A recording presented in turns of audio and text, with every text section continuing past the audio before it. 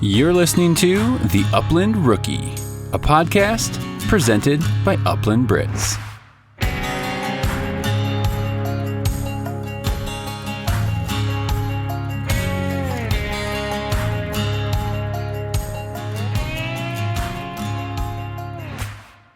Welcome to the Upland Rookie Podcast. I'm your host, Will Larson, and as always, this is presented by Upland Brits. Also brought to you by Gunner Kennels. At Gunner, they are proud to say that they've helped keep thousands of pets safe on the road because every detail of their crate is designed and tested in real-world conditions. Man's best friend deserves man's best kennel. That's a Gunner Kennel. Also brought to you by Eukanuba Premium Performance Lineup. Check them out at eukanubasportingdog.com. Also brought to you by Trinity Bretons. At Trinity Bretons, home of the Epagneul Breton, also known as the French Brittany. All Trinity Breton dogs are from champion bloodlines that are field tested and family approved. Check them out at trinitybretons.com. And lastly, Pointer Traditions.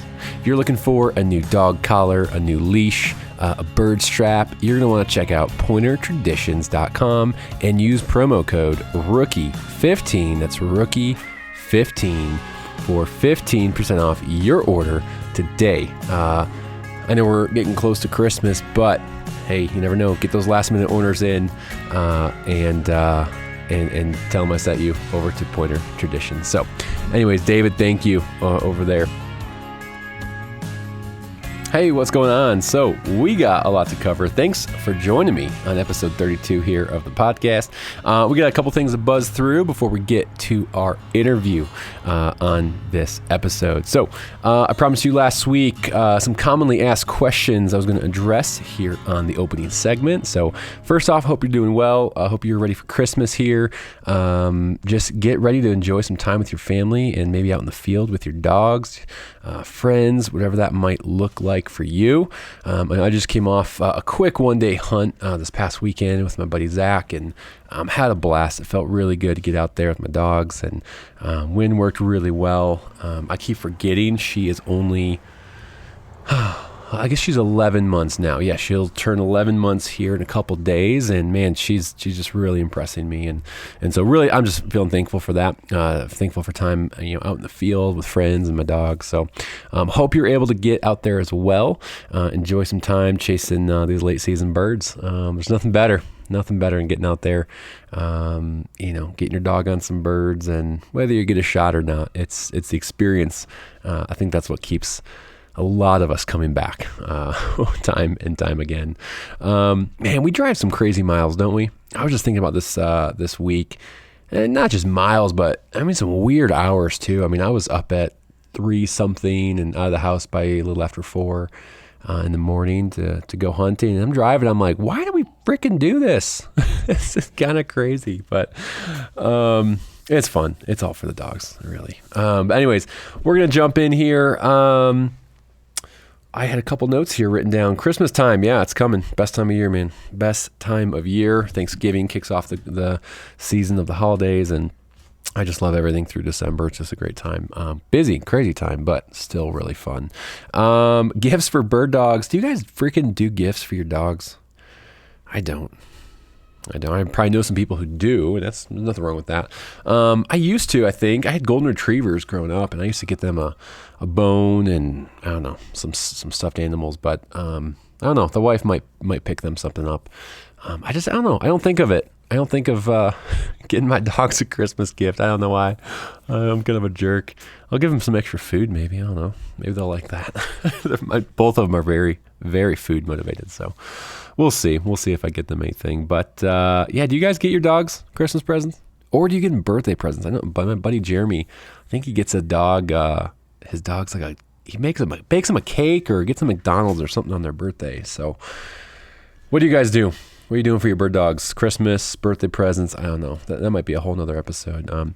Anyways, commonly asked question. Just a couple here. A couple of you guys wrote in, but I've kind of compiled a list of some things that get asked to me quite a bit through direct messages. But number one, kennel size. I might have talked about this last week. Kennel size. I run medium gunners for both my Brits, and they're great. I have 2 in the garage, 2 in the truck, and they fit good in them. I think Gage is 21 at the shoulders, 21 high or tall, and he's right about 38, 39 pounds. And so, yeah, he fits in the medium great. You just really have to just ask people questions. I found just getting reference points of asking, people how big their dog is maybe, or what kennel they have. It can help you get a good idea. When I was picking out kennel sizes, I actually built kind of a mock-up of my kennels of what the dimensions were. And I put my dogs in it and just to try to see, because it's an investment. I'm not gonna lie. It's an investment to pick up a new kennel. And so I built a little mock-up and put Gage in there, and I was like, all right, I think the medium's it. So that actually really helped me. So kennel size, medium gunners I run. I've also ran the medium Roughlins for years, or not the medium, intermediate Roughlins I ran for years, and those are really good size as well. So those are what I run for my dogs. New puppy, I get asked a lot of what to do with new puppy. I've talked a lot about just low pressure, just enjoy that puppy. A lot of people freak out and think they have to gun intro the dog at 12 weeks. Again, there's lots of I'm not a trainer, and lots of different methods there, but just enjoy that puppy, teach him to be a good citizen in the house.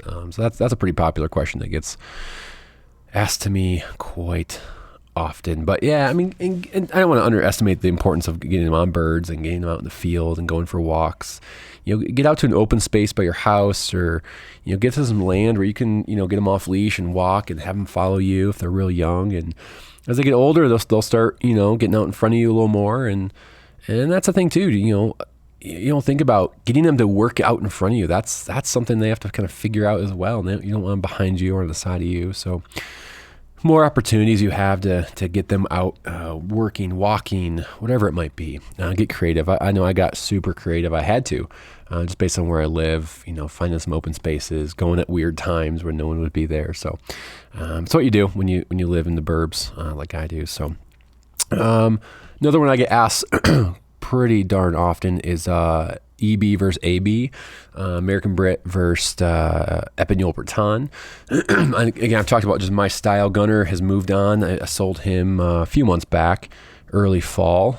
He's up living his best life in I think Minnesota. Yeah, I think he's up in Minnesota or Wisconsin. I forget. But yeah, so personal preference just on range and style and temperament of the dog. There are some differences. Again, just came down to a preference of I really enjoy the American Brits.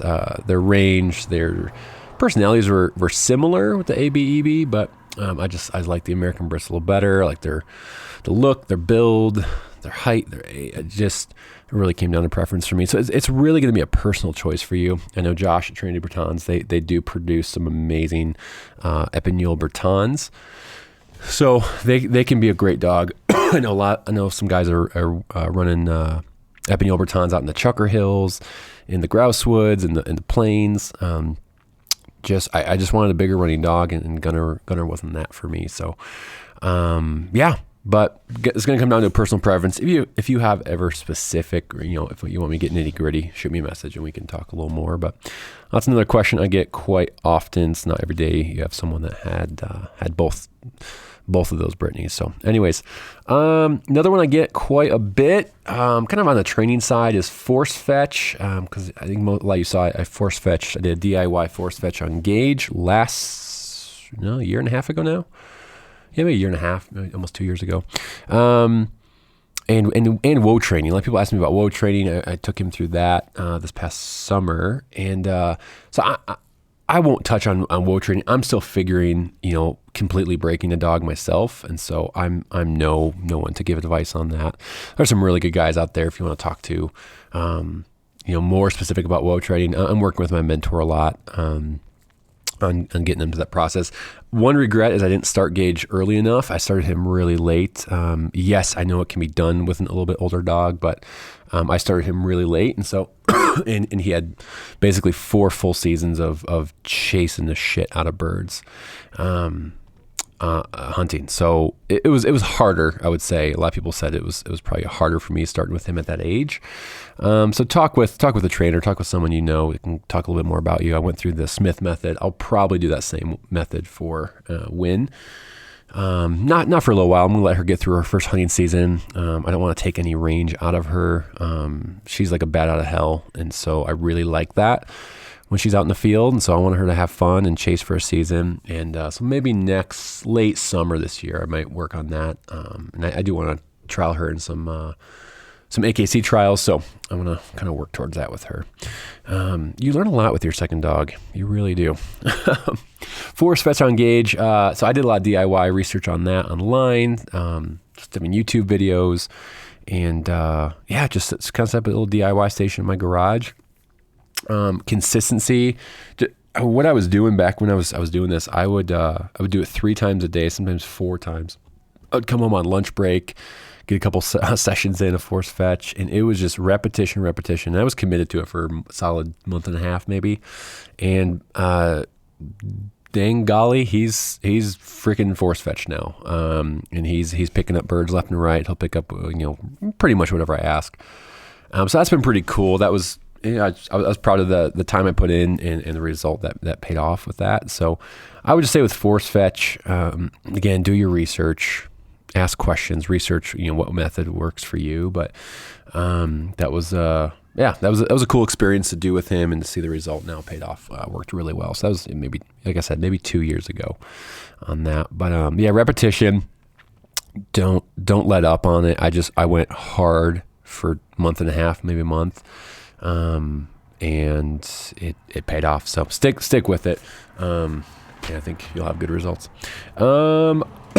Excuse me, still getting over this cold. But yeah, I think that's really kind of all the things I wrote down for now. There's kind of some of the commonly asked questions that I get here on the podcast.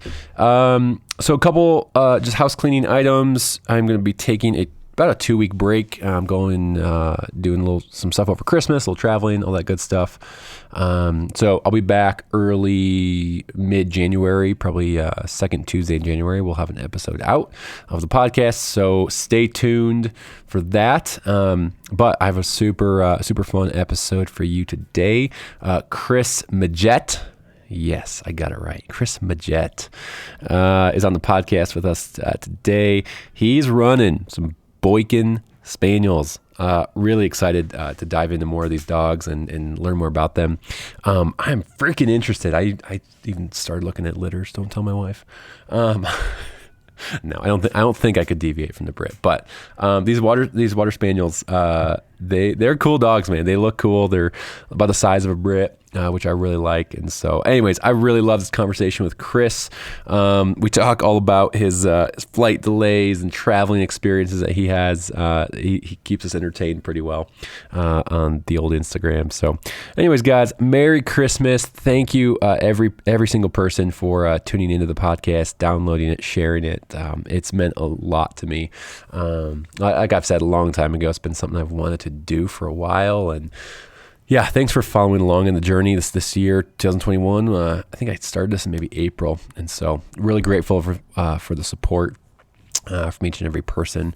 Looking forward to 2022 and staying strong and hunting more with my dogs. But last thing, I know Spotify released or finally updated, and they're doing a rate and review system, kind of like Apple Podcasts. So if you do me a real quick favor before we get into this conversation, or while you're listening to it, if you listen on Spotify, would you go over there, leave a rating and review? That would really mean a lot. Like I say, it gets out to helps get the podcast out to more hunters just like you.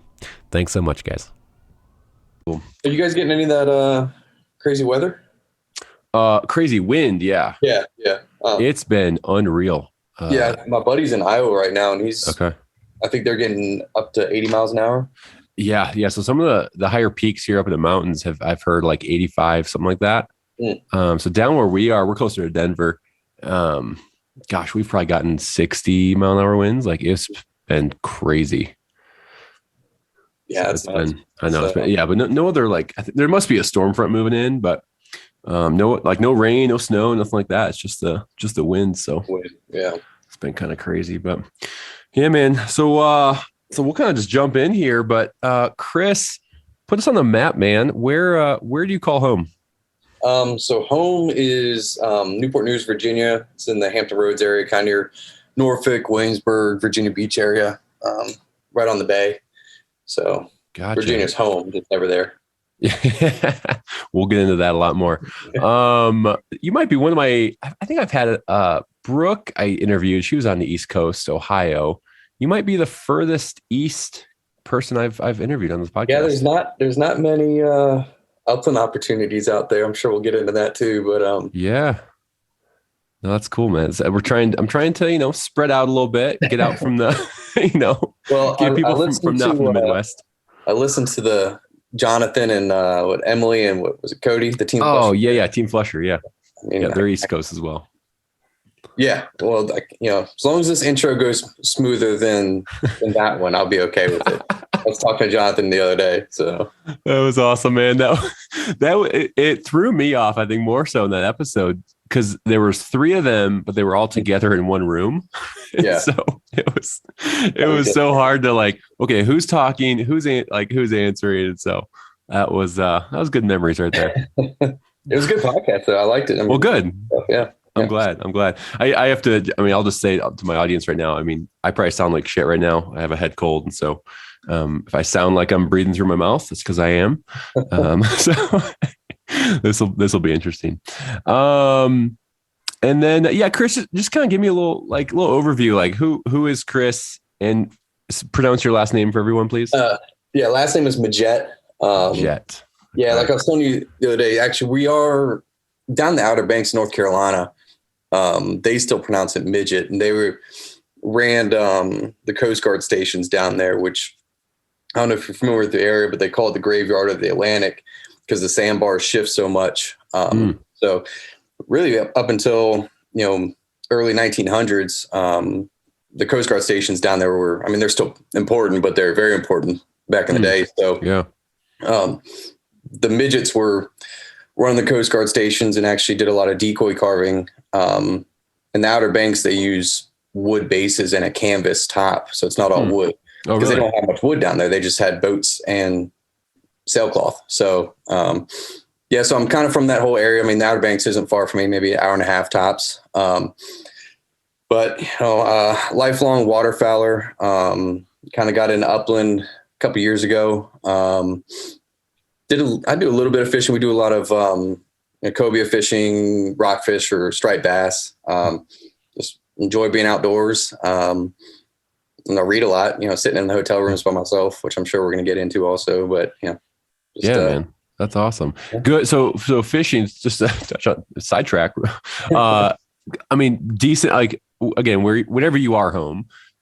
Is there pretty good fishing opportunities where you can go to a local kind of lake or something like that? So most of it's most of our like the rivers and obviously the bay. I don't do a lot of freshwater. Like I said, we do a lot of cobia in the summertime, rockfish. Right now, my buddy's texting me. They're catching a bunch of trout. The best rock fishing up until maybe the 70s or the 80s was over in Virginia Beach. it was a world-renowned rockfish. Really? Wow. Yeah, there's a couple of documentaries on YouTube about it. That's pretty interesting. So I'll do some fish in the lake, but typically it's on the bay, bigger water, tautog, spadefish, flounder, all that good stuff. So gotcha. That's awesome. So when did you move out? So it sounds like you were originally from North Carolina, Outer Banks. Is that correct? Or? No, so I was actually Navy brat. Okay. I was actually born in California. I didn't live there very long. Gotcha. Okay. But raised mostly in Virginia, went to college down South Carolina for a few years, and then found my way back to Virginia. I probably should have stayed in Charleston, South Carolina, because that's just a special place. But I go down there and visit every now and then. So I'm in Virginia. That's what I call home because I was pretty much raised there. That's cool, man. That's cool. That's where all the South Carolina is like what Nicholas Sparks heaven down there. Yeah, they actually shot. God, I don't know what movie it was, but I went to Citadel, which is a military college down there. And I remember they shot one of his movies on the back side of the campus near the marsh. Oh, okay. Yeah, I mean, that place is just gorgeous. I mean, oh yeah, it sounds awesome. I think my wife's been there a couple times, but have yet to get down there. So definitely on my list. Yeah, you'll love it. I mean, it's a nice. I mean, it's built up a little bit in the last 5-10 years, but food's good, people are nice, weather's great. Can't beat it. So yeah. If you have the opportunity to go, I definitely tell you, head on down there. Yeah, absolutely, man. Absolutely. All right. So if anyone knows, we're just going to jump right into this. This is the million dollar question. I told this to you a couple of days ago that it's highly entertaining to me. I go on social media and I will I'll go to your page sometimes or look at your stories. And I'm so entertained by the travel delays and the amount that you travel. You're flying on flights constantly. And my guess is maybe, I don't know, my guess is probably 80% of your flights are canceled or delayed in some way or another. Can you talk about that a little bit? It's very fascinating. Expand a little bit, just on why are you traveling so much and kind of what's going on there? Yeah. So I'm a consultant. So, I mean, it's a little bit of sales, but, we do everything from sales processes. This week I'm working with the dealership as far as customer service, service departments, getting the customer in and out as quickly as possible. We do marketing, budgeting, all that stuff. So we actually have to be on site with our accounts. Gotcha. Because if we weren't on site, we'd say, "Hey, you doing this?" And they go, "Yeah, we do it." But sure. You're like, "Are you really?" Right. Exactly. So, I've done it for 7 years now, I guess. And flights, yeah. I mean, I probably, there was a stretch the last 3 months or so where pretty much every trip I had at least one delay or cancellation. It used to not be so bad. And then, with COVID, actually during COVID last year was great traveling because nobody was in the airports. I mean, it was like a ghost town. I remember I got on one flight from one place to another. Yeah, there was 4 people on one of my flights that probably held 60 to 70. It was nice. But I probably travel, it's like 250,000 miles a year. Wow. Typically every 2 or 3 days I'm flying somewhere else. Leave Sunday, go to one city, leave Tuesday, go to another city, come home Friday, unpack, do laundry, and pack back up for Sunday. So you're not home very much at all. No. And I think that's what I was telling you. My 2 Boykins, my older one, I trained myself because that was before I did this job. My younger one, I'm just not home enough, to actually do any training with them. But, it's nice. My company's pretty flexible with understanding my needs from September to February. So I was able to take a couple trips this year. And then when I do take trips, if I'm flying or if I'm getting a hotel room, I have the hotel points, so don't have to pay for a hotel. Sure. So, I mean, there's good and bad, but pros and cons. Yeah. Well, I mean, there's a lot of delays. I try to entertain you guys because I'm like, man, this sucks. I might as well have somebody laugh at it. Well, you got one fan right here, man. It's a highly entertaining. I think you need to keep track though of kind of like how many are delayed because it just seems like every week there's like you're posting like 2 delays at least. We had one. Was it 2 weeks ago?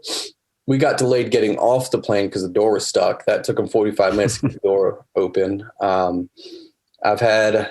I think it was 3 years ago that polar vortex came through the Midwest. Oh, sure. Yeah. I was flying through Minneapolis and we had to change gates 4 times because the gates froze. They couldn't move them. And then another time the de-icing fluid froze. And I was like, well, that's not good. Well, that's not good at all. That's not what it's supposed to do. That's when you start getting a little nervous. But yeah, it's fun. I mean, is this generally an East Coast thing or do you notice more or is it just all over, like all airports? Oh, it's all over. Yeah. Okay. I mean, they tried to regionalize us a couple of years ago, but logistically it was difficult. So I'll go all over. Typically my company, if there's an account in North Dakota, South Dakota, somewhere out there, they give it to me because they know that's where I want to go anyways. Gotcha. So, you get a little preference maybe. Yeah. Well, and I try to make friends with all the locals and try to find some spots to find some birds. Go to the local bar, buy everyone around and say, That's right. Well, that's fun, man. We'll keep up the entertainment there. It's high value. It probably helps, like you said, pass the time a little bit better as well. So we got nothing else to do. Yeah, absolutely. So let's kind of dive in a little bit. Like where did this like how'd you start hunting, man? Like what kind of got you into, the outdoors, upland, waterfowl? Like how'd that start? So I was raised duck hunting with my dad. He, if I remember correctly, I think he hunted a little bit with his uncle, the one that we call Uncle Bubba. Actually, my dad gave me, like, my first duck hunting gear was Uncle Bubba's old stuff from the 40s. Oh, nice. I froze. I mean, oh, sure. It was the old, like, it wasn't even insulated underwear. It was like the poofy stuff from, like, remember the kid in Christmas Story? Oh, yeah. Yeah, that's basically what I look like. But yeah, Dad hunted with him a little bit. And then when my dad went in the Navy, he really started getting into bird hunting and duck hunting. So, I got about, I guess, 8 to 10 years old. Started going with him. We did not get spoiled by all means. I mean, if Dad and I saw, if we saw ducks, it was a good day, let alone shot some. Sure. So just, my dad, he's got a big appreciation for the history of waterfowling. He's got the old Nash Buckingham books, the old hunting books from the 30s and 40s. Oh, wow. So I guess that was instilled in me. So, I obviously I love, shooting birds, but just the history of the sport. He kind of developed a monster in me, a slight addiction for duck hunting. I mean, I was skipping school in high school to go shoot ducks. So yeah, that was my introduction, was just hunting with my dad. And then, we took a few guided hunts here and there, like the Eastern Shore of Virginia. So started doing that. And then I guess when I got my younger Boykin, duck hunting in Virginia is difficult, to say the least. And a combination of just a lack of public areas, but then also the way our blind laws work, Sure. At least in my area of Virginia. If you're on a river and you build yourself a blind, no one can hunt within 500 yards of that blind for the rest of the year. Rest of the year? Correct. Whether you're in it or not. So what happens is all these rivers, we just say they get blinded up. Every 500 yards, there's another blind. So it's hard to find spots.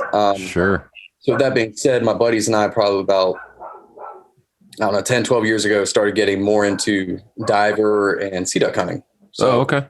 We're on the big water. We got big long lines out.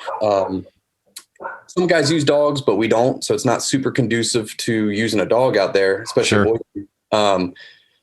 So, when I got Traveler, my younger one, I just wanted to hunt with him more. And so I hit up a few preserves near me and kind of liked it. And I don't know if you know Ryan Baumgartner. Sorry, Ryan. I don't think I do.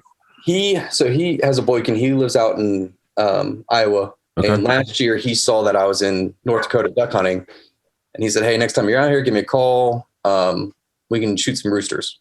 I was like, all right. Well, about 3 weeks later, I realized I had about a week off of work. So I called him up and went out there and shot some birds with his buddy. And that's kind of how the Upland thing started, was just, I just wanted to get with my dog more. Wow. And when was that? That was pretty recent, you said? Yeah, it was like really 2-3 years ago. Okay, nice. And it's kind of, really blown from there. I mean, just this year alone, I've hunted grouse in Maine, quail and roosters in Kansas, roosters in North Dakota, roosters in Iowa, and then I'll go to Nebraska in January. So it's kind of grown from there. Yeah, well. You're hitting some new states, man. That's awesome. Yeah, it's become now where I just want to go with the dog. I don't care if I shoot. I don't care if we get birds.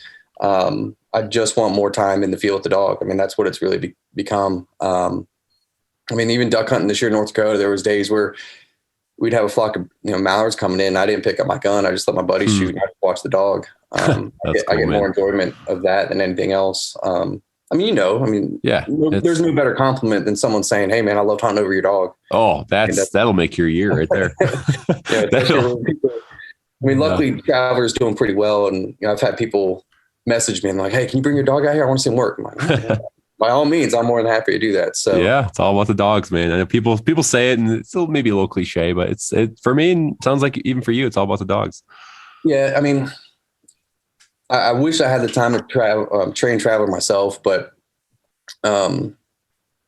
I just get enjoyment out of seeing good dog work, whether it's mine or somebody else's. And obviously there's a sense of pride there, but I mean, it's also, especially if I'm duck hunting, it saves me a lot of legwork walking through the mud trying to go get a cripple or something. Absolutely.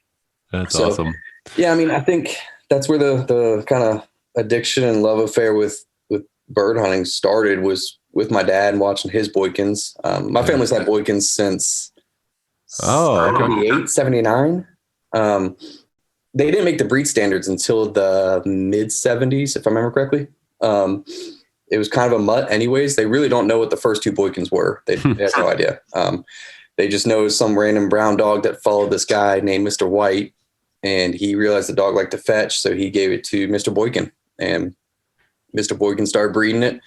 They know it's got some Chessie, American Water Spaniel, Cocker Spaniel, but they don't know for sure what the first one was. Wow, interesting.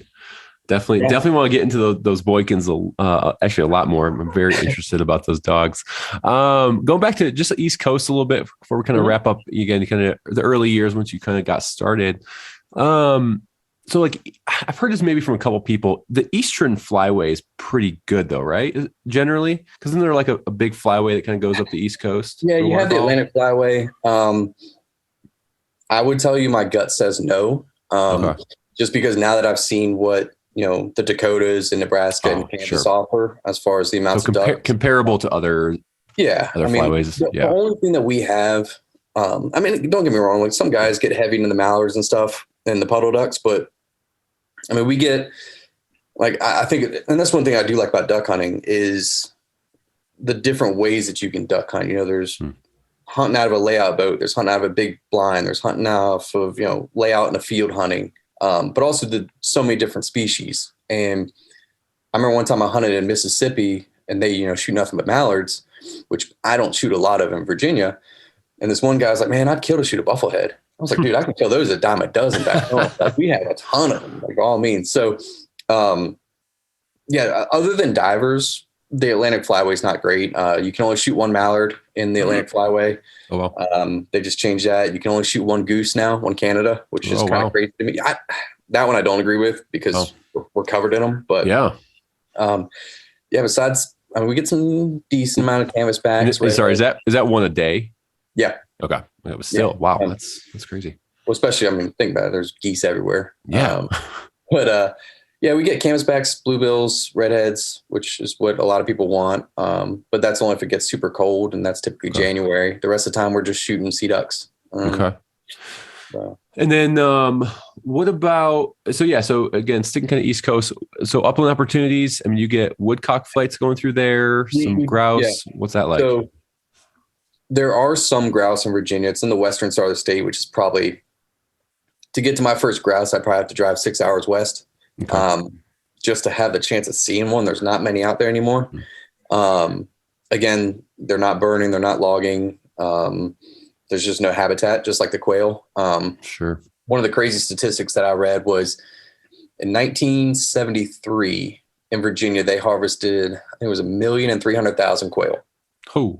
In 2003, they harvested 30,000. Oh my gosh. We just don't have them. Wow. You can talk to the old timers and they'll talk about, how 30, 40, 50 years ago, every night you're hearing Bob Whites. And, just same thing, no habitat. Yeah. The farming practices have changed.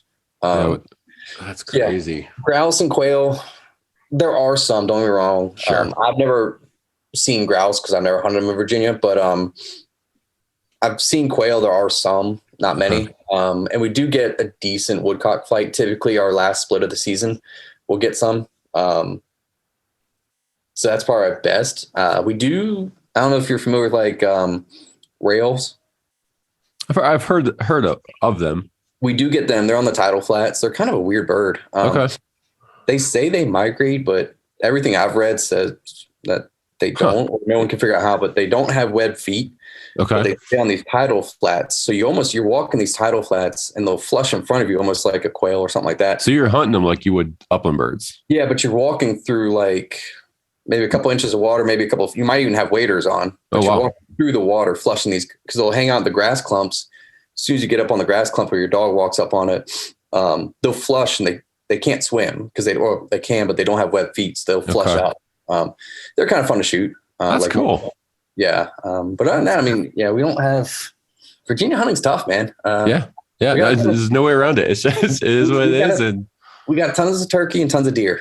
Deer hunting. Yes. I'm the worst deer hunter in the world. I fall asleep every time. I mean, even turkey hunting for me, I don't know. Maybe I'm hunting them wrong, but I'll be sitting there. I'm like, I just want to be upland hunting right now. Nothing against it. It's just my attention span is limited. The Boykin actually, and there was actually, I don't know if you saw the Project Upland video that went out maybe a month ago. The Boykin, the reason why they still dock the tail was they actually used to use the Boykin as a turkey dog. Oh, really? So what they would do is they would send the Boykin in like a flusher, break up the flock, and then the Boykin would come back and sit at a heel next to the hunter, and he would start calling and try to call in a turkey back to him when they were coming back together. No way. And so they didn't want the tail swishing the leaves and making a bunch of noise. That's why they started docking the tail. But I don't know many people that do it, or maybe know 2 people off the top of my head that use them. But I'm like, man, that's cool. Like, yeah, that is cool. Versatility right there. Yeah, not many. I can't say this little Boykin bring the big old turkey back. That'd be pretty cool. We had one that retrieved a swan. Oh wow! It took him a while, but he brought it back. So. Hey, it's not about how fast they get. That's right. Not about speed. So go back to, so you mentioned your family actually grew up with Boykins, because I was going to ask you kind of like what, when it was time for you to get your own dog, like what led you to get the Boykin. So do you know, like, did your dad, was it just kind of a thing? He say, I'm going to pick up this Boykin, or? I did look at other breeds, and especially after, so my older Boykin, he's 11. Before I got Traveler, I did look at some other breeds, and kind of looked at the pros and cons. I looked at everything from, just getting a lab to, some of the German versatile breeds. I looked at those. I looked at a Brittany, and I guess I just went with, what I know. Sure. I know Boykins. Again, I've lived with them my whole life. And I do like the size. Traveler's pretty good size for a Boykin male. He's 42 pounds. Okay. And I like the temperament. They do have, the spaniel in them, which I'm sure you're aware of, the ADD in them. Sure. Sometimes that gives them a little bit of personality. And they're just, just like a Brittany, those spaniels, they just want to make you happy. Yeah. They have a good attitude about them. Yeah. And Traveler isn't as, I guess, soft as my older one. My older one, if I put a little bit of growl in my voice, it'll put the fear of God into him. Traveler, if he did something dumb, I could smack him in the butt and he's like wagging his tail at me like, what's up, man? You want to play? Yeah. But that's one thing, since the Boykin's such a mutt, you can get a wide range of personalities, but also different coats. Like Cooper's got a very straight coat, thin.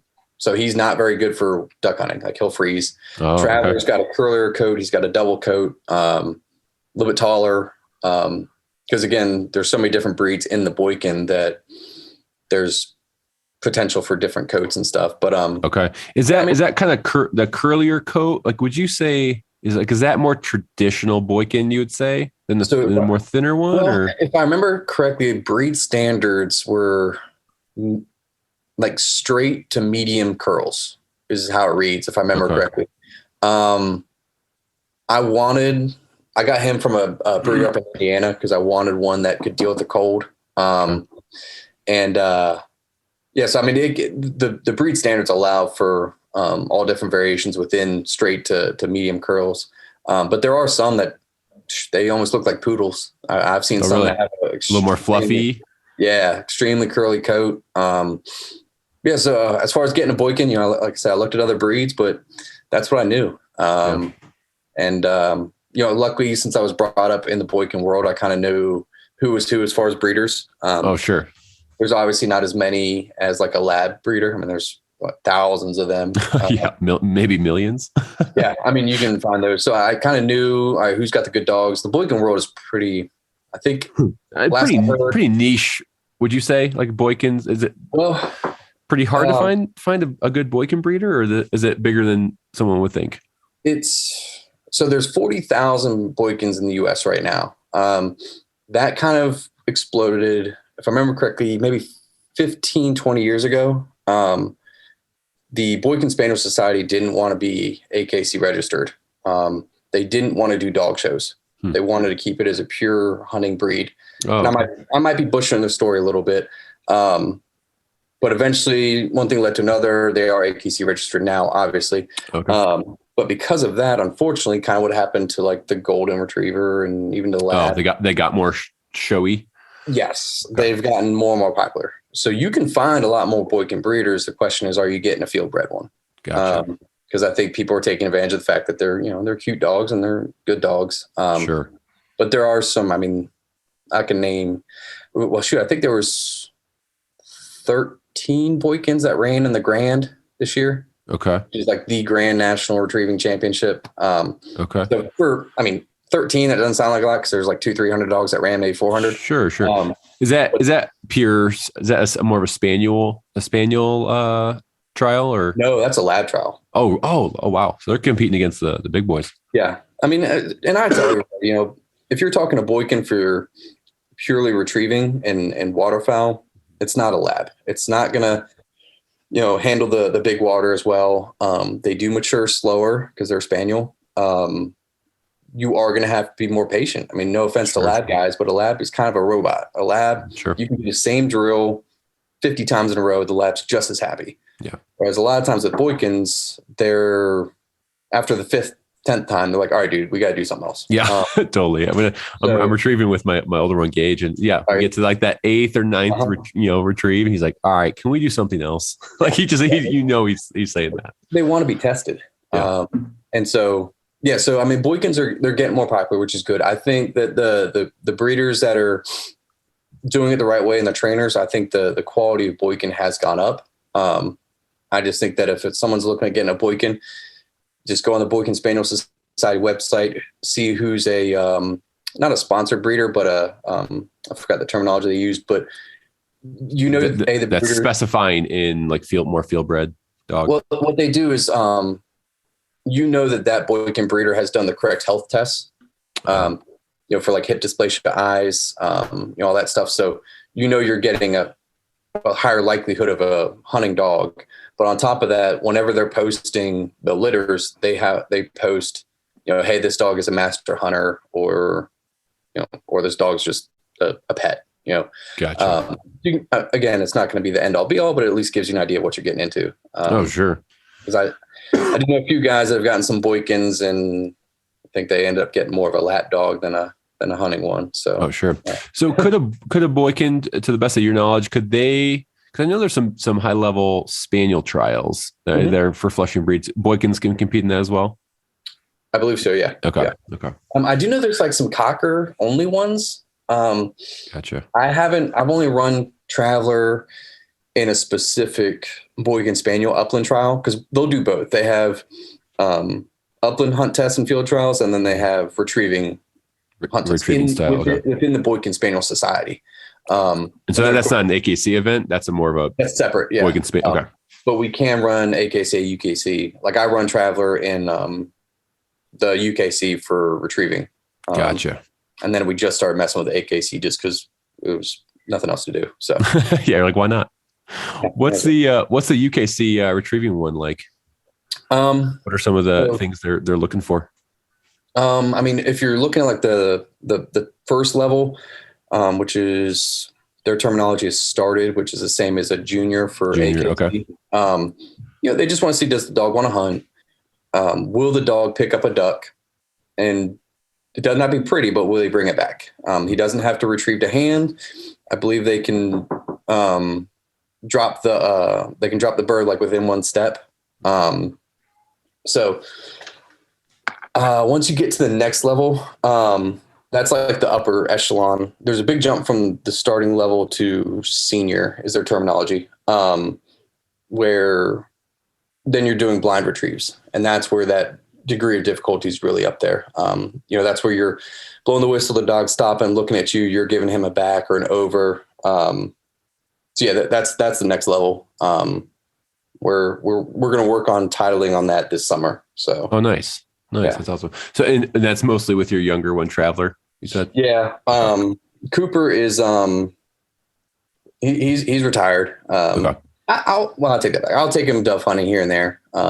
We do get a decent amount of doves in Virginia, so I figure that's low impact. It's not cold. He doesn't have to swim. He's 11, so he's not running a ton. So I'll take him dove hunting.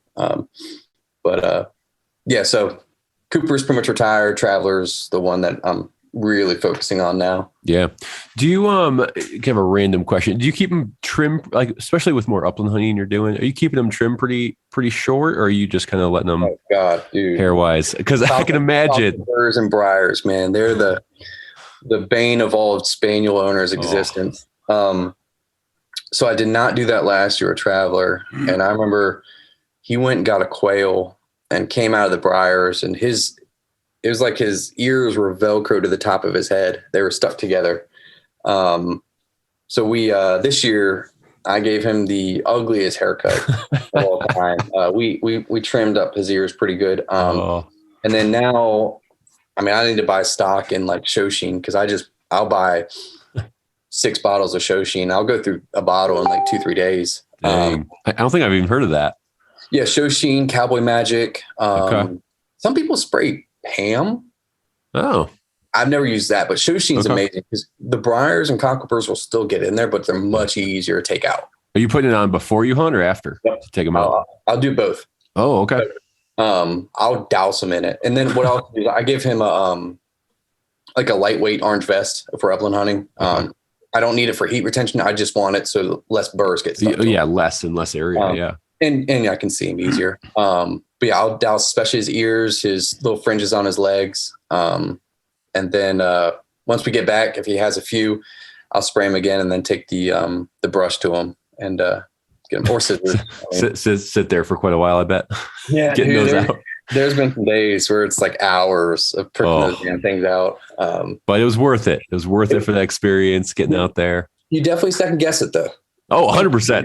100%. Son of a God, You're like, why do I do this? Well, last year, in September when I was dove hunting, we were completely burr free. And then my last bird to get my limit dropped in some dead bushes. And I'm like, all right, well, whatever, I'll send Traveler. And he went in there, came out. I was like, son of a. And of course, sure enough, he was covered in. I'm like, that was the last. You were so close. So close to avoiding it. But yeah, if you've never used Shoshine, I know with those Brittany's, they kind of have similar ears. Yeah. They can get a little bit longer. Yeah. Wynn right now, she's a little bit longer in her coat. Gage, I trimmed up in, I think in August, I trimmed him, and his hair, which is nice, grows super slow. Yeah. So he's still pretty short coat, which is nice right now. But so it sounds like thinking between waterfowl and upland, are you saying are you kind of doing more upland than waterfowl right now in your life, or is it kind of equal?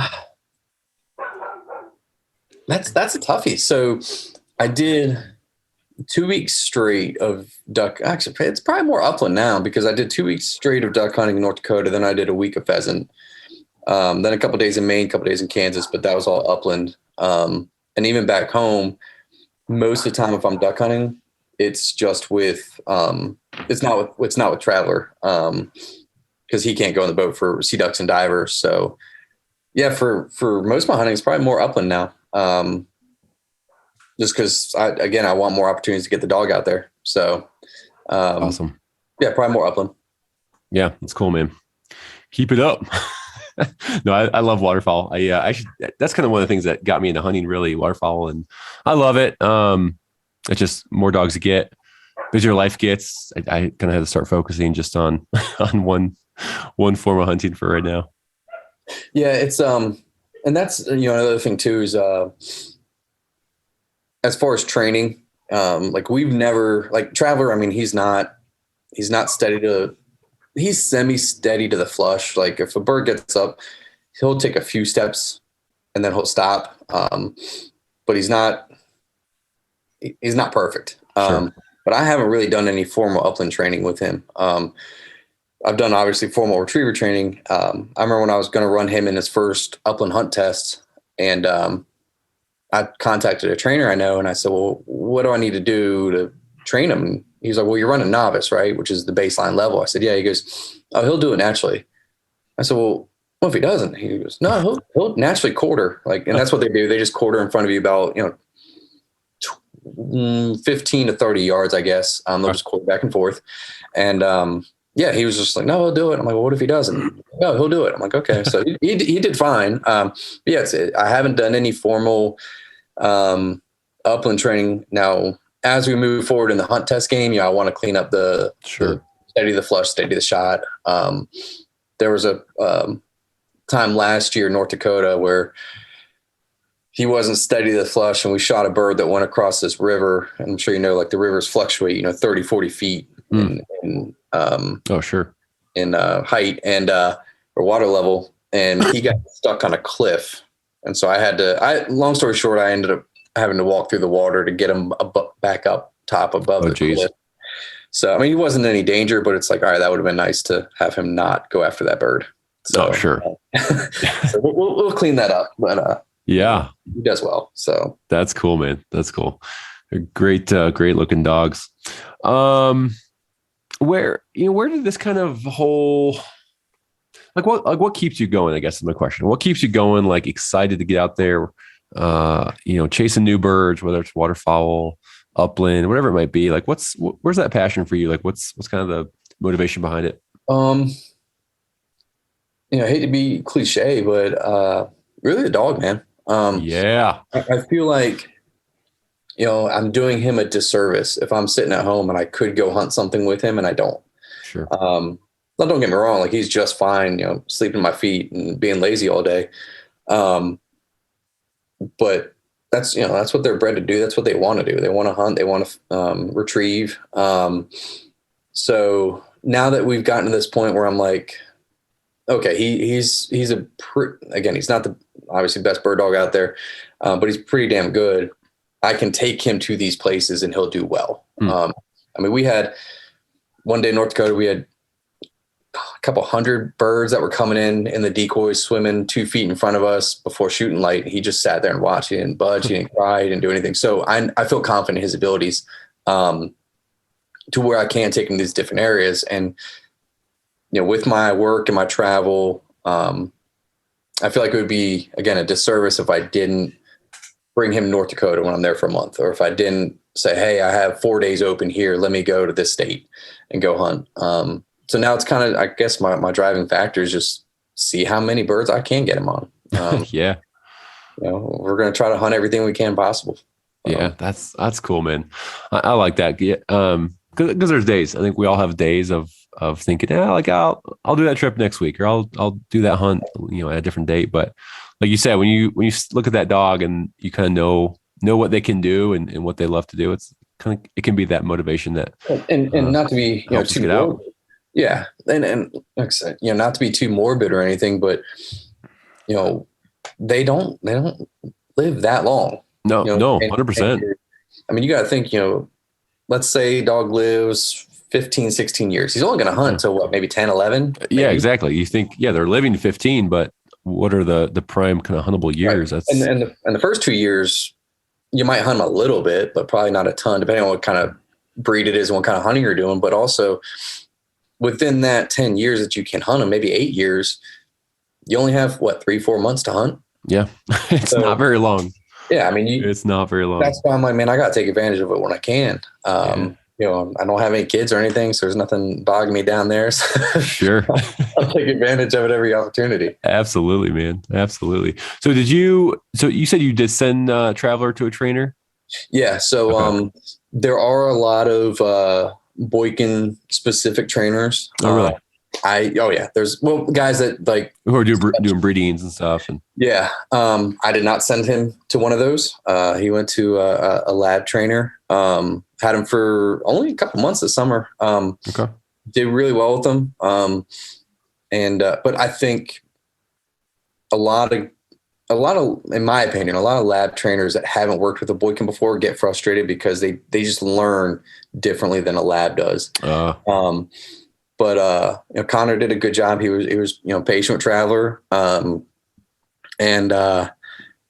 I think it's also, there's no reason why you shouldn't test a Boykin. So for instance, if you're doing 100-yard marks for a lab, a Boykin can still do that 100-yard mark. I think sometimes people, bring it down and say, oh, it's a Boykin, you can only do 60 yards or something like that, but, or whatever distance it may be. But I think it benefits him to be hanging out with the big dogs. Yeah. It pushes his limits a little bit, pushes what you could think you can expect out of him.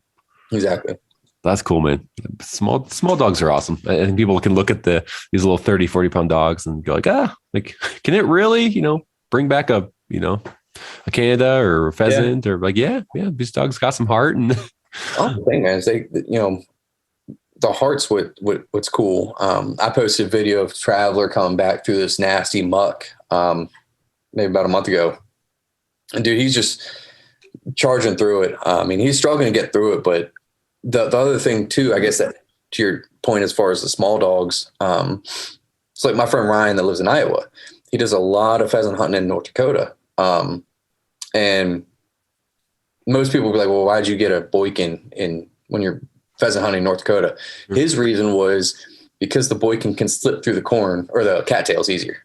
That lab's got to crunch through it, or the bigger dogs just have to charge through break through it. Yeah. Whereas that Boykin, I mean, when we hunted the Boykins together this year, it's kind of cool. Man, they just look like little rats going through the cattails. And so they have an easier job of doing it. Now he's got an Irish red setter with him now. But we would just switch off, flusher days and kind of pointer days. But they can do everything at they might not do it as quick or. Yeah. It's just going to be different. Yeah. Just their style and their speed that they're going to go at. And I think these dogs are going to get it done still. So that's pretty cool. Yeah. Hey, you're doing a little writing, aren't you? Yeah. I got into it this year. That's cool, man. Where'd that kind of come from? You just think, hey, I want to put some stories and ideas down on paper? Or? So, I'm a big reader. Parents passed that on to me, and obviously reading a lot of the old. I have a huge appreciation for the older literature. Again, like Gene Hill, Leupold, Archibald Rutledge. Those guys that were writing in the 50s, some guys that were writing in the 20s, like just that old hunting literature. What cracks me up is the same things that those guys are joking about is the same things we're joking about nowadays. I mean, not much has changed in that respect. There was a book I was reading, most of them are short stories. And they were joking about how, I think it was one of Gene Hill's stories, which was written in the 50s or 60s. And he was joking about how things aren't what they used to be. And then one of his quotes is, they never were. And so I was like, well, that makes sense. So I've always loved reading them. And I don't know why I started writing, but I may or may not have had a few bourbons on a flight and took out my iPad and just started typing a funny hunting story of me and my dad hunting and how miserable it was and how everything went wrong. But it's one of my favorite stories. And, just because I thought it was funny. And so the Boykin Spaniel Society magazine, they used it.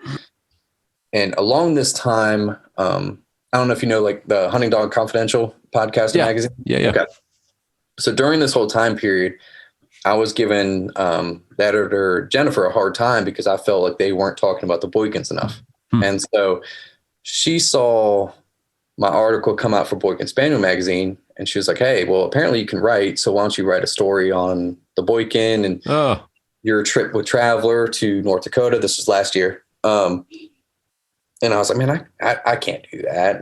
And she was super patient, coached me through it. I probably did 5 or 6 rewrites. I thought it turned out halfway decent. And so that just kind of grew from there. Obviously you had Edgar Castillo on your podcast the other day. Yeah. He's been a huge help. Another guy that's also friends with Edgar, Rob Moore. He's been helping me a lot. Okay. That's awesome, man. I didn't know you wrote a piece for a gun or Hunting Dog Confidential. Yeah. I gotta check it out. It's in the spring issue for this year. Okay. Is it in the PU magazine or is there a separate magazine? It's in the actual Hunting Dog Confidential magazine. Gotcha. Okay. I think it's quarterly, if I remember correctly. Okay. Yeah, I mean, it's just kind of grown from there. I mean, it's different. It's a different experience as far as writing because, once it's out there, it's out there. Almost like your podcast. Sure. And of course, there's always detractors and people that have stuff to say, but Yep. Most of my writing is. I'm not a huge fan of like writing a how-to article or a top 10 destination. Here's article. how to kill more pheasants. Yeah. I like, and I sent you a few stories the other day. Just funny things, man. I was gonna say, I love the, I haven't gotten through them both yet, but I like the titles of them both. So the heart attack birds that I'm hoping to get published here soon. Yeah. That one was just, again, I had hate to say this, but I had a couple bourbons and I just started writing. But I like to, entertain people. I think sometimes we're a little bit too serious, whether it's on social media, only posting bag limits or only talking about how many birds we shot. Like, I think we should focus on the dumb things that happen when we're hunting. Yeah. How we ran out of gas driving through the field, or how we,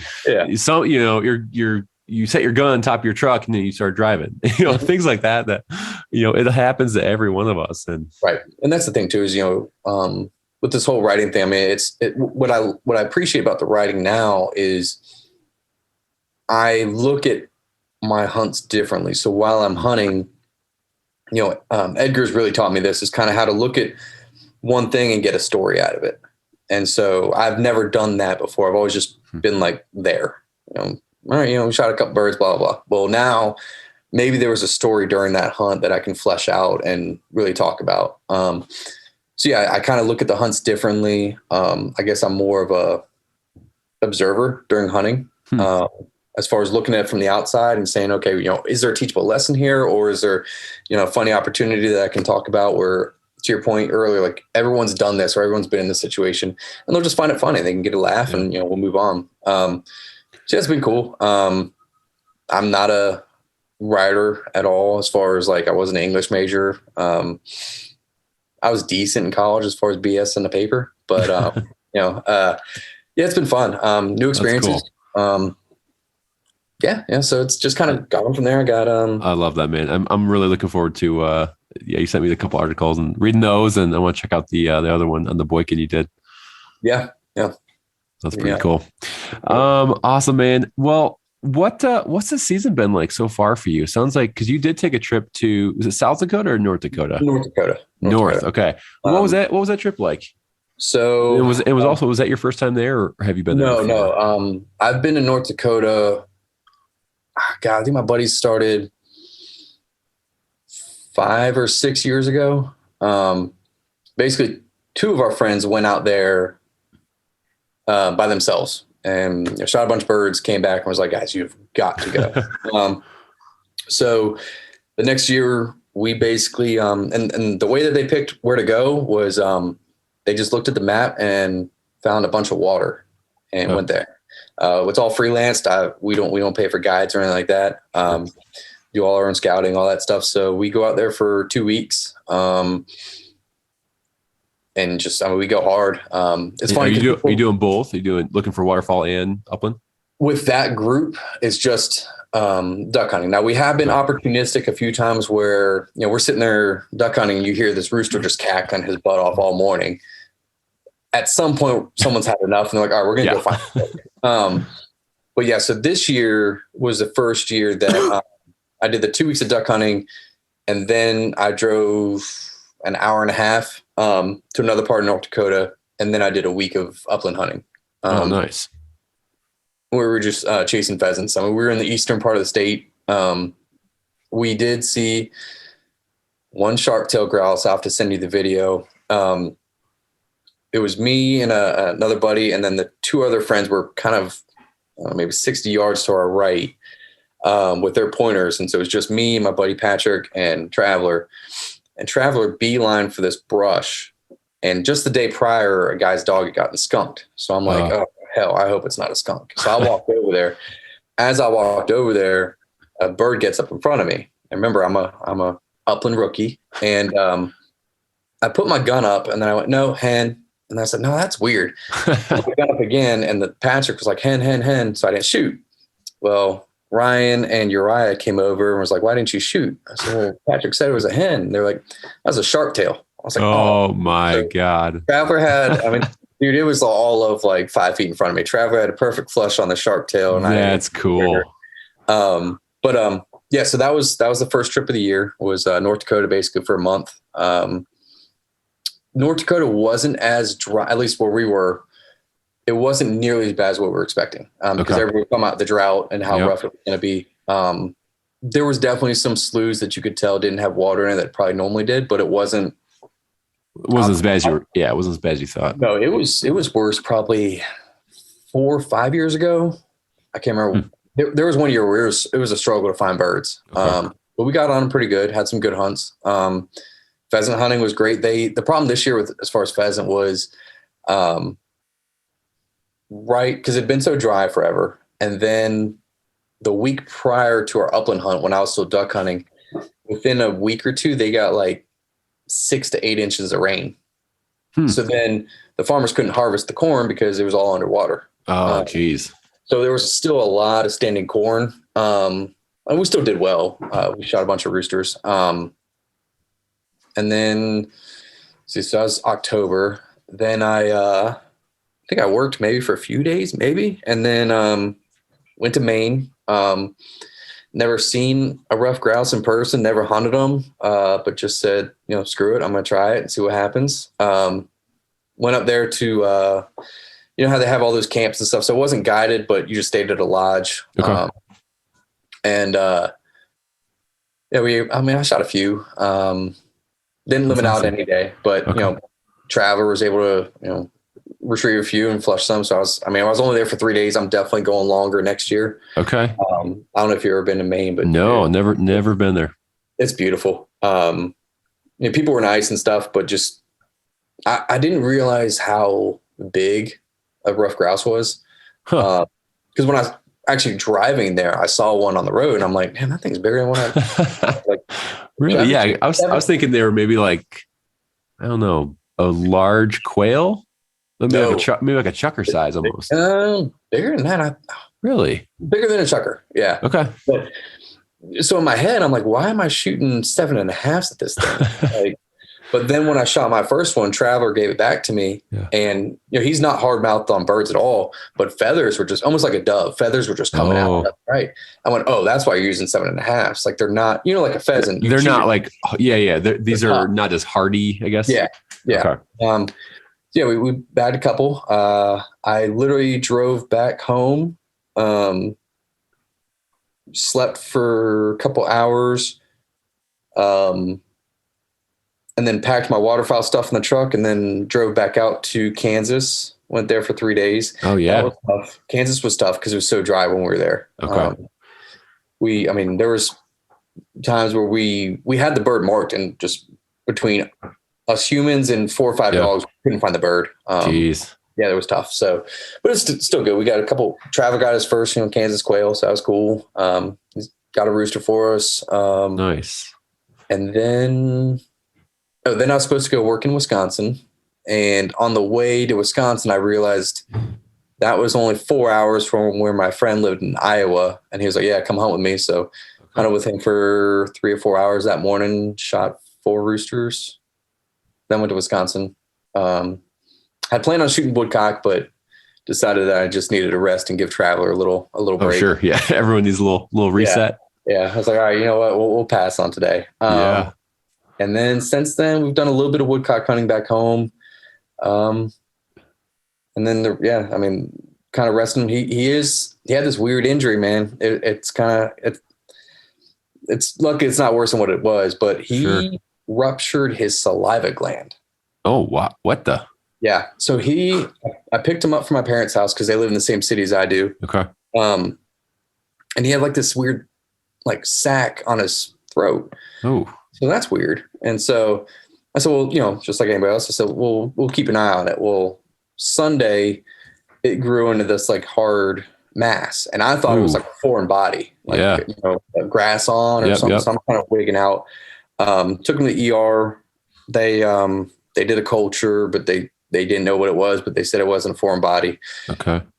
Well, then it swelled up to like a softball size coming out of his neck. Ooh, geez. So it's like kind of like right under his jaw, kind of like. It was on the side a little bit. Okay. But yeah, kind of just where your hands were, but on the side. Okay. Basically right on the jawline. And eventually was able. It's something with COVID, man. You just can't get vet appointments. Like oh, geez. I called them on a Monday and they said, yeah, we can't get you until Thursday. Oh, shit. Yeah. So that Tuesday, it was still, now he was still eating. He was acting normal, wasn't in pain. Tuesday, I called the vet. I said, I got to bring him in now. And that's when they were like, the vet called it right. He's pretty familiar with hunting dogs. He was like, yeah, the abscess, it's actually saliva. He ruptured his gland. He said, it's completely random. Don't try to figure out when it happened. So he'll have surgery. So he's kind of on the IR right now, which, dang. But it could have been worse. He could have had it during like October or something like that. Oh, so, sure. Yeah. Prime. Yeah. Some of the prime season. Yeah, exactly. So they'll take his glands out and he should recover within like a week or two. So we should be good for the last little bit of the season. Okay, nice. So he hasn't had surgery yet? No, it'll be middle of January, I think. Gotcha. So, okay. Before Nebraska or after? Unfortunately, after. Okay. So we'll have to rest on that one, which kind of sucks. Yeah, that'll be tough. Well, maybe if it works out, we could try to meet up in Nebraska if possible. Yeah. That'll definitely be out there in January. I need to get a quail to complete my Nebraska Slam. So okay. It's on my list. Yeah, it's just wild out there. I mean, well, you were talking about Kansas being dry. So I shot a quail, shot a double actually. Bob White's in Nebraska a few weeks back with my buddy Zach, and lost both birds. And granted, we were in probably thigh high CRP, and so it was thick. Yeah. I know both these birds went down, but it was so dang dry. And again, granted, my dogs aren't, they'll retrieve, but they're not fantastic. And we looked for probably an hour. I even went back the second day. Again, had them marked exactly where they went down, and we could not find them. I think it was just so dang dry for the dogs. It's weird for me being from the East Coast. Like we there's never a day that we don't have humidity. Like there's always moisture in the air. And I know we call it the North Dakota crud. Whenever we go to North Dakota, by about the 4th or 5th day, we all kind of start feeling like crap. And I think it's just because of how dry it is. Yeah. Takes your body a little time to adjust. Yeah. But I think that's like this year was the first year where I was like, oh yeah, the dogs really can't scent a bird if it's that dry. There's just nothing, And so it's not going to happen. That's tough. All right, brother. Starting to kind of wrap up here. One of the things I really like to just chat with every guest about is, think about the new guy out there or girl out there listening to this podcast right now. What's some advice you would give, the Upland rookie out there who's maybe in the middle of their first season, maybe they're thinking about getting into it. What's some advice you'd give to someone? Well, for sure. Try to find, some sort of mentor or something. I think, hunting is a hard sport to get into, period, whether it's upland or waterfowl. And trying to figure it out on your own is pretty tough. So I think the Try Upland guys have a good thing kind of going. Obviously there's plenty of Facebook groups. So trying to find a mentor. If you're, I guess, really East Coast or Midwest, go to Preserve. I think that's a great spot to introduce a new hunter to. Now you might spoil them a little bit because they're not going to do a ton of walking for getting a lot of birds, but it'll at least find out, is this something you enjoy? Is this something you want to do? I still use Preserves, just to get Traveler kind of tuned up for the season. But as far as a new hunter, definitely try to find a mentor. And then, especially if you don't have a dog, like I know Edgar doesn't have a dog. My buddy Patrick doesn't have a dog. They just put time in the boots and then just walk. Just a little extra walking, right? But the good news too is like nowadays, dude, there's so many resources out there. Yeah. That kind of help you at least get a general idea of where to go. I think there's still nothing better than having a mentor, or at least somebody to help you out. But yeah, that would be my best advice is just be patient. And then, try to find somebody or join a, Quail Forever, Pheasants Forever, Ducks Unlimited, Delta Waterfowl, some sort of organization where you can meet like-minded people and pick their brain. And, there's some lifelong memories and friends that you can make from those clubs. Yeah, man. I love that. I think that's, like you said, all those things combined. I don't think it's just one thing that, you can do or should do. I think it's a little bit of everything. Mentor, join some other, organizations, things like that. I think it'll help you have more success and just lower the barrier to entry, I guess, really. Yeah. I mean, the learning curve, I mean, I'm a perfect example. The first year I went to North Dakota last year for pheasants, again, I've watched the flush, right? And Sure. They're walking in, knee high, maybe stomach high, grass, doesn't look like hard walking. Yeah. And then I get to my buddies in North Dakota, and they're walking nothing but cattails. I'm like, wait, this wasn't on the flush. Yeah, I'm like, I didn't sign up for this. Like, this is hard walking. But I had no idea that, again, because we don't have wild roosters back home, so I had no idea that that's where they were hanging out in North Dakota. Yeah. So that was a huge learning. I would never have thought to go hunt those little tiny sloughs that had cattails around them, just because you would have just drove right past it. Oh yeah, I would be like, there's no ducks there. Let me keep moving. But there's probably a bunch of roosters sitting in there. Exactly. Just they're all praying. Keep driving. Keep driving. Oh, that's awesome, man. Thanks for that. All right. I'd like to end with a rapid fire section. So I'm just going to ask you a few questions and you can kind of just give me your off the cuff answer. Feel free to, expand on anything if you need to, or would like to expand on anything, but here we go. You ready? Yeah, ready. All right. What gun are you carrying out into the field and why? All right. So my main gun is my Browning A5. It's a newer one. Always, again, love the history of waterfowl. Always wanted a old humpback. Haven't bought an older one yet. Okay. But when Browning came back out with them a couple years ago, I guess 5-6 years ago, maybe, I was like, oh, I got to get one. So I got a 12 gauge. Because again, back then I was predominantly hunting ducks and geese. So got that. I did just this year buy a Stevens 555 over under Upland and Dove. I guess I'm a I wouldn't say I'm quite the Upland hipster yet, but I did want a double gun. My dad shoots. So my dad, long story short, shoots nothing but old double guns. His duck gun is an old double barrel 10 gauge.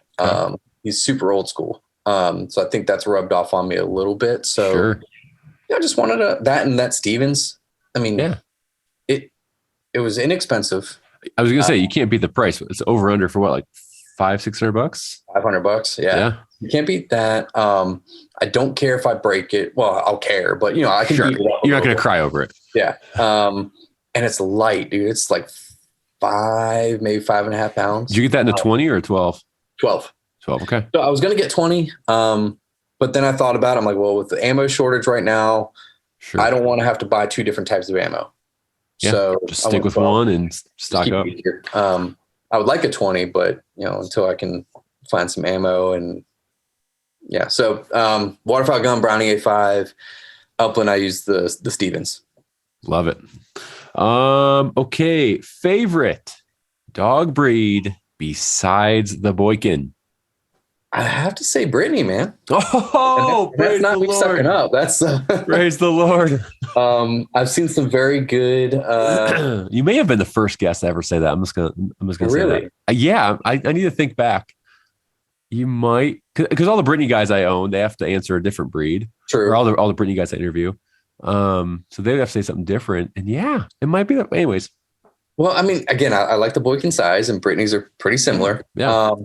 I have a good friend of mine that he's pretty new into breeding Boykins. He's done it for a couple of years now, but he's bred Brittany's for 20, 30 years, I think. I actually just saw a litter of his a couple months ago. And I mean, I think they're gorgeous. Some people don't like that spaniel aspect of the dogs, but I think that gives them character. Like, don't get me wrong. Like, I mean, my dad's old Boykin would be lined up on a mark And then butterfly went by, and she was like, "Oh, butterfly!" And just really spaced out. Sure. Some people get mad at it, and you just gotta laugh it off. Yeah, so, it's just part of the dog. Yeah. I think they're pretty. I've hunted over a few. I probably have to say Brittany. So that's cool, man. Well, that made my day right there. And I did not tell you to say that. Everyone, for the record, I did not tell you to say that. I'll send you a sticker anyways. All right, a couple more here. Favorite bird to hunt and why? Ooh, God, man, that's tough. And if you want, I will let you divide into waterfowl and upland, or you can just pick one. Favorite bird to hunt. God, that's a toughie. I'm gonna have to say I do love just sitting in a slough and seeing a flock of mallards pitch in. I mean, there's one thing to be said about a flock of ducks that are locked up and just coming in. That's pretty to watch. They react to the call. But then at the same time, hearing that rooster cackle when he gets up. So I'm gonna say mallards for although I do love widgeon. Widgeon are probably close seconds. They're gorgeous. But as far as upland birds, I mean, that rooster cackle is something. You hear that thing get up. I don't know what it is about hens, and I don't know if this is for you, but I feel like hens always hold tighter, and they just scare the heck out of you. 100%, man. 100%. They will be. I'm taking a water break, and we're walking. I'm like, oh shit, there's no birds out here. You stop, you get some water, and then a hen will flush at your feet. So I read about that because I've had it happen to me a few times as well. And the only thing that people say is that when you're walking, the pheasant knows where you are. Yeah. And then as soon as you stop, the pheasant gets scared and he's like, oh, hell, where did he go? They're nervous. Yeah, exactly. Yeah, for the same thing. Because I've had that same thing happen to me before. I'm like, well, and that was a rooster that was holding tight. I mean, actually this year, my friend Ryan, the pointers went on point. I rested Traveler that day. His Boykin Paco went in there, stuck his head in there, nothing got up. And the pointers were still there, and the dogs were kind of sniffing around. And so Ryan walked over there to basically tell the dogs, hey, get out of here. There's nothing here. Lifted up a clump of grass, and a rooster, not crippled or anything, was just sitting tight, and he grabbed it with his hands. I mean, it was a wild rooster. Jeez. Yeah, he's like, oh, there's a rooster under here. Look at that. Well, look what I found. So, I can see. So, as far as your question, I'd say mallards on the waterfowl side, and then definitely roosters on the upland side. You're just a classy guy, man. You're old school, kind of classic, old soul. I love it. I mean, my favorite show is Andy Griffith. So there's that explains so much.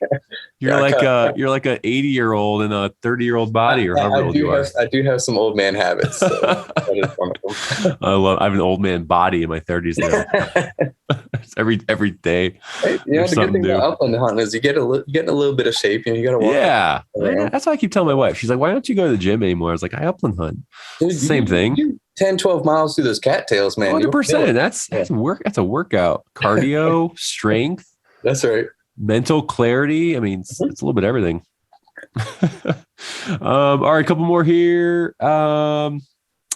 Beverage of choice after a hunt. And I think I know what you're going to say, but I want specifics. Well, I might surprise you here. Oh, okay. So if it's, a tailgate beverage and we're just kind of hanging out, it's going to be, for the farmers, the Busch Light. I'm a cheap beer guy and fancy bourbon guy. Okay. Okay. Busch Light. Wow. Yeah, buddy. It's for the farmers, man. That's for an old soul again. So, and then, if I'm back at the hotel or the lodge or wherever, then I'm going to pour myself a good bourbon. Okay. Probably a Woodford. Woodford. Okay. I like Four Roses. That's a good pour. Okay. Basil Hayden's isn't bad. That's a good one. My dad has I don't know if you saw this the other day, I posted it. He has a handwritten list of bourbons that he has tried, and he keeps it in his wallet. Oh, I don't think I saw this. Yeah. Wow. I thought he was BSing me for years. 4 or 5 years ago, I was like, Dad, there's no way. And he sure enough pulls this list out of his wallet. It's handwritten of bourbons that he's tried. So, oh, man. Yeah, I got the bourbon snobbiness from him. That's cool, though. That's cool. Yeah. What are you drinking right now? Jefferson's, actually. Okay. Okay. It was on the company dime. So I was like, man, I can't go all out and get like Woodford Reserve. So I'll just get sure. So. Oh, Woodford Reserve. I just got into bourbons maybe, gosh, 2 years ago. Maybe I was just straight beer before that. It's getting more popular in the last. I've tried a few, but not a whole lot. There's some good ones out there, man. I bet you might have to send me your like top three, maybe. Send me your top three. Nothing too crazy. We got 5 kids, so nothing. Actually, there's a bourbon from Colorado, Breckenridge. Oh, okay. It's not bad. It's not bad. I will have to try that. The bourbon purists will say it can't be bourbon if it's not from Kentucky, but sure. There are some good ones that are not from Kentucky. Yeah, so. we have to expand and evolve, I guess. All right, I'm going to ask you just a couple fun questions here that are not really on my list. Favorite airlines to fly? Ooh, Delta. Favorite hotel to stay in? Homewood Suites. Worst airport to travel in? Ooh, that's either Philly always screws me with the delays. So I'm going to say Philly. Atlanta's a pain in the ass to get around. So between those two, they're my 2 least favorite. And your favorite airport? Probably Charlotte. Charlotte's pretty easy to navigate, so probably Charlotte. Okay. Favorite rental car company? Oh, National all day long. Okay, they always give me upgrades, so. Oh well, that's easy. That's easy. And I think that's it. Those were off the cuff. So again, man, get to know these travel companies pretty well after 7 years of it. So if anybody's looking at booking a flight and they're really big on like staying in touch with people, Delta gives free texting. Oh, nice. Okay. So it is nice. And I think their planes are a little bit more up to date. So if you're on a longer flight, chances are you might have a TV on the seat. So that's nice. But either way, both of them serve Woodford. American and Delta, they serve Woodford. Oh well, you need to make like a travel travel blog. Hold on, did I send that to you? I did just make a. I don't think you sent it to. No, I didn't send it to you. It should get published next month. Oh, nice. I did a goofy, funny packing list for hunting trips and stuff. So. Oh, that's hilarious. That's cool. No, I think you did send me that one.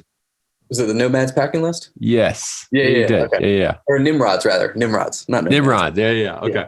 Yeah, you did send it to me. Oh, very cool, man. I was gonna mention one more thing, but I spaced. But anyways, Chris, this has been a blast, man. We're already going on a little over an hour. This is flown by. Wow, that's impressive. I know it is. Well, dude, thanks so much for your time. How can if people want to kind of stay up to date and just follow along, what's your Instagram handle? So Instagram is The Hunting Traveler, and that's with 2 L's in Traveler. Okay. And did you put a website up yet or no? Yeah. So I was especially with the writing, I'm trying to get the name out a little bit. And just also, especially if people don't have a Boykin, they're not going to see the Boykin Spaniel Society articles that I do. So that's thehuntingtraveler.com. I'm getting some more stuff up there soon, but some of it's going to be blogging.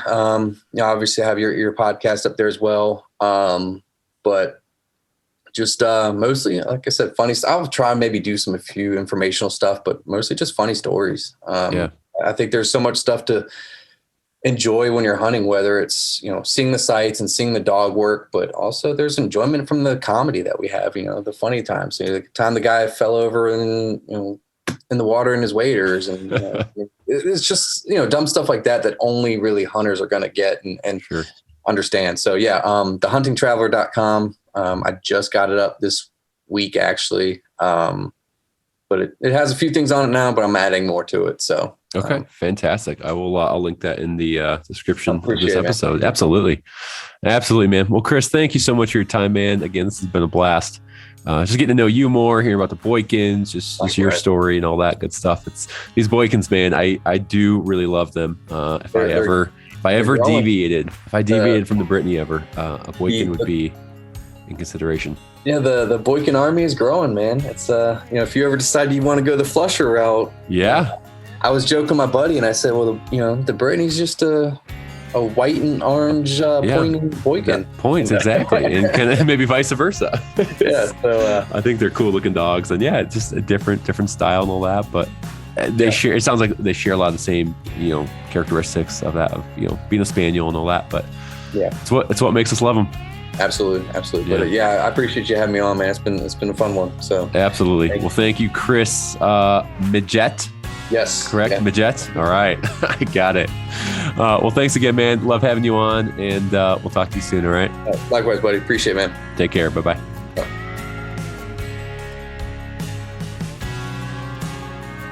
All right, that is a wrap of episode 32, last episode of 2021. Again, thank you so much. Thank you to Chris for jumping on here. Loved getting to know you more, brother.